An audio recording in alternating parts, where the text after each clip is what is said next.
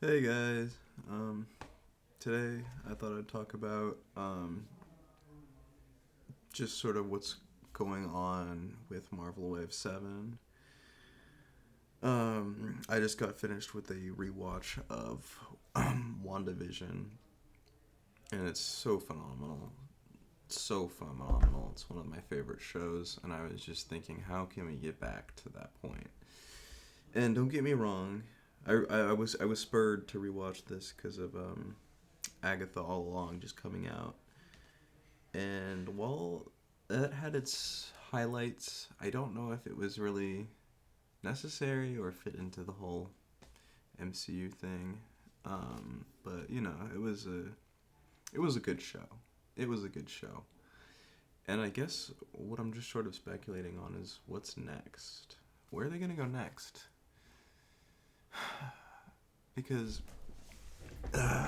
Brave New World's coming out soon, and that's got a Brave New Hulk in it, a red one, um, as I'm led to believe by the promotional stuff like trailers and merch. And I think there might even be like a popcorn bucket in there, in the mix of the promotional marketing stuff. But I know I've been around the block for a while. Been watching since Iron Man 2, so I've seen from the heights of Infinity War to the lows of Endgame. I've been here the whole time.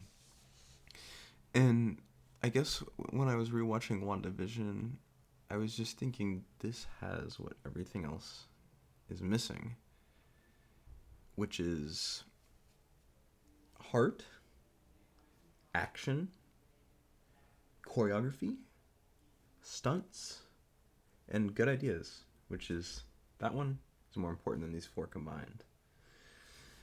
And I just don't really know where the Russo brothers and Taika Waititi and Joss Whedon are taking the franchise, because it looks like DC might be taking a piss on all of them with the new James Gunn movies, which, granted, none have come out yet, but based on the trailer, did the review last week of that trailer, it looks like something that I'm gonna be buying popcorn for. I know that much.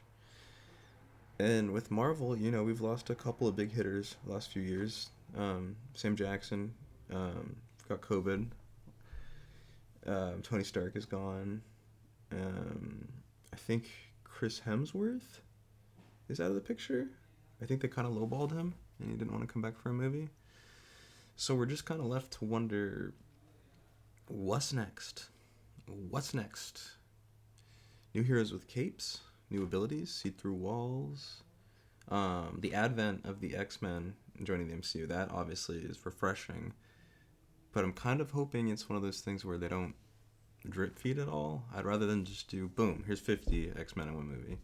Here's 100 X-Men taking down a Thanos level threat. Here's 2,000 X-Men barging at your door, ready to save the day. I think that's what a lot of us are looking for. Myself, what's my pie in the sky sort of thing that I'm looking for with the MCU is, well, obviously Doctor Doom. Obviously, we're very excited for Doctor Doom because that's something I've been told to be very excited for, and I mean, Tony Stark's playing him, so that's already like just like rip out my diary, my childhood dream book. Um, that's great. But what else would I like to see? They haven't really done anything with cloning yet, so that's something I would like to see in a future Marvel movie. I say we get Jon Favreau back to directing one, and maybe he could put his magic spit all over the project. I feel like he goes hands deep with, like, obviously budget, but also just like the actors he's hands deep on. I think that's a great sign for the MCU, so we can really maybe rein in some, because obviously, something like Avengers, a lot of actors, a lot of big heads on set, and I get it. My little producer brain kind of starts to go off, and it's like, are they fighting? Is there drama? Is Tom Holland texting his girlfriend? I would be.